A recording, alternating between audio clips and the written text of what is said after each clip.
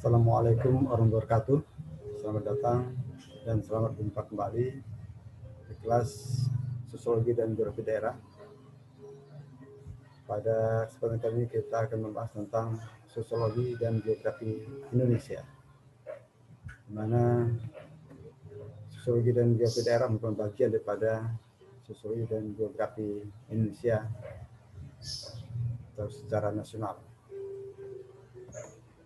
Agenda yang dibahas ini adalah tentang Indonesia dan dunia, Indonesia sebagai negara maritim, Indonesia sebagai negara kepulauan, dan dalam dunia serta pelabuhan perikanan.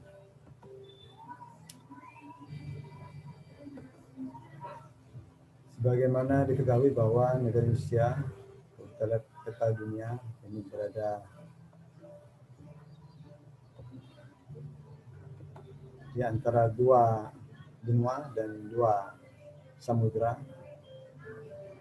yaitu benua Asia dan benua Australia, serta di antara dua samudra itu Samudra Pasifik dan Samudra Hindia, dengan jumlah pulau yang cukup banyak atau sangat banyak, sebanyak 1.504 pulau.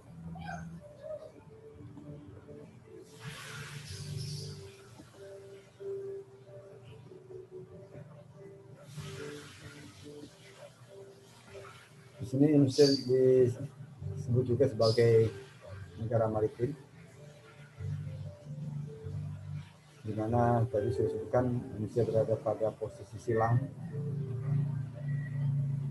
dengan pulau yang tersebar dan jumlah yang sangat banyak, itu sebanyak 4 pulau yang sebagian besar merupakan lautan. Itu ada 7% dari keseluruhan wilayah Indonesia adalah merupakan lautan. Ini berarti hanya sebanyak 1,9 juta kilometer persegi. Kalau kita lihat jumlah pulau di Indonesia, saya sebutkan sebanyak 3.500 pulau. Itu terdiri dari 34 pulau besar dan 3.470 pulau kecil. Dan dari pulau-pulau tersebut masih banyak yang belum diproses atau diidentifikasi.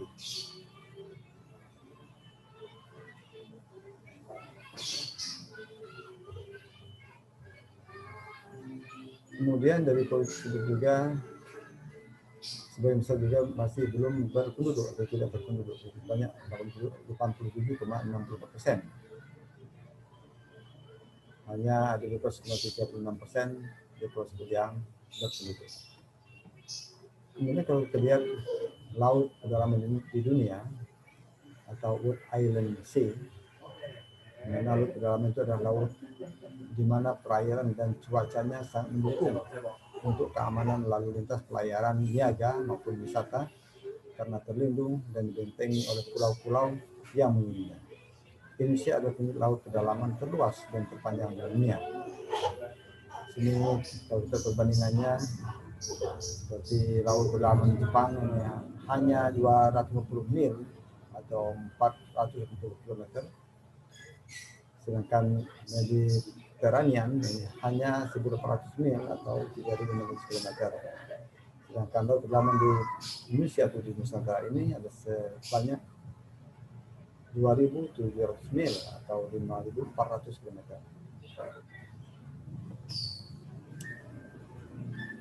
Dasar pemikiran daripada Indonesia sebagai poros ekonomi bisnis dunia. Mengapa Indonesia dikatakan sebagai poros ekonomi dunia? Yang pertama adalah seluruh rakyat Indonesia mendambakan kehidupan berbangsa yang maju, adil, makmur, damai, dan berdaulat. Yang kedua, meskipun dalam dekade terakhir kondisi makroekonomi cukup baik atau lumayan baik, namun sudah lebih 70 tahun merdeka, Indonesia masih sebagai negara berkembang dengan angka pengangguran dan kemiskinan yang tinggi, kesenjangan kaya dengan miskin yang semakin melebar, dan daya saing serta IPM yang masih rendah. Yang ketiga, lebih ironis lagi, bahwa tingkat kemajuan dan kemakmuran di Indonesia lebih rendah ketimbang Singapura, Brunei Darussalam, Malaysia, dan Thailand yang potensi pembangunan kecil. Kemudian yang keempat, dalam tataran praksis atau teori konseptual, untuk menjadi negara maju, sejahtera dan berdaulat, setiap sektor pembangunan seperti maritim harus mampu yang pertama mengatasi permasalahan internal sektornya. Yang kedua, mendayagunakan segenap potensi pembangunan, baik sumber daya manusia, sumber daya alam, dan posisi grafisnya di bawah tupoksinya secara produktif, efisien, dan berdaya saing secara berkelanjutan. Dan yang ketiga, menjalin kerjasama sinergis dengan sektor pembangunan lainnya. Kemudian yang alasan kelima adalah salah satu potensi pembangunan maritim Indonesia yang belum dikembangkan secara optimal adalah pariwisata maritim atau maritim tourism. Di sini ada 5 pilar poros maritim. Yang pertama adalah pembangunan kembali budaya maritim Indonesia. Yang kedua, komitmen menjaga dan mengelola sumber daya laut dengan fokus membangun kedaulatan pangan laut melalui pengembangan industri perikanan dengan menempatkan nelayan sebagai pilar utama. Yang ketiga, komitmen mendorong pengembangan infrastruktur dan konektivitas maritim dengan membangun tol laut, pelabuhan laut dalam, logistik, dan industri perkapalan, serta pariwisata maritim.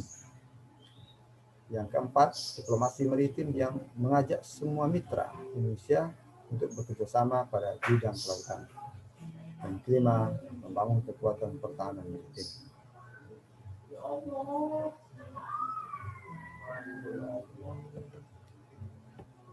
Pemahaman kekuatan maritim ini menurut Geoffrey Till tahun 2009 bahwa kekuatan maritim sebagai input adalah elemen-elemen kekuatan nasional di laut, antara lain satu, aparat penegak hukum ini harus kuat. Yang kedua, industri pertahanan maritim. Yang ketiga, kapal angkatan laut, kapal niaga, pemerintah, dan swasta ini harus mendukung. Dan yang keempat, manusia serta sumber daya alam. Sedangkan kekuatan maritim sebagai output ini adalah suatu konsekuensi. Yang pertama adalah kemampuan untuk mengelola laut. Yang kedua adalah kemampuan untuk mempengaruhi tingkah laku dari negara atau non-negara, baik di dan atau lewat laut. Adapun permasalahan menjadi poros maritim ini meliputi satu, belum ditentukan penentuan batas zona-zona maritim. Ini masih menjadi PR bagi kita. Yang kedua adalah sistem deteksi yang belum memadai. Yang ketiga, sistem informasi yang belum terintegrasi. Meskipun sudah banyak menggunakan internet. Kemudian yang keempat, sarana dan prasarana dengan kuantitas dan kualitas yang belum memadai. Kemudian kelima, organisasi belum responsif dan efektif. Serta yang keenam, lembaga hukum atau peradilan yang masih lemah.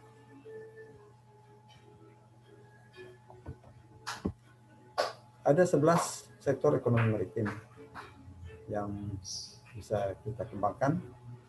Yang pertama adalah perikanan tangkap. Yang kedua adalah perikanan budidaya. Yang ketiga, industri pengolahan hasil perikanan. Yang keempat, industri bioteknologi. Yang kelima, pertambangan dan energi. Yang keenam, pariwisata bahari. Yang ketujuh, perhubungan laut. Yang kedelapan, industri dan jasa maritim. Yang kesembilan, sumber daya wilayah pulau kecil. Yang ke-10, hutan mangrove. Dan yang ke-11 adalah non-conventional resource. Inilah materi yang berkaitan dengan sosiologi dan geografi Indonesia. Terima kasih.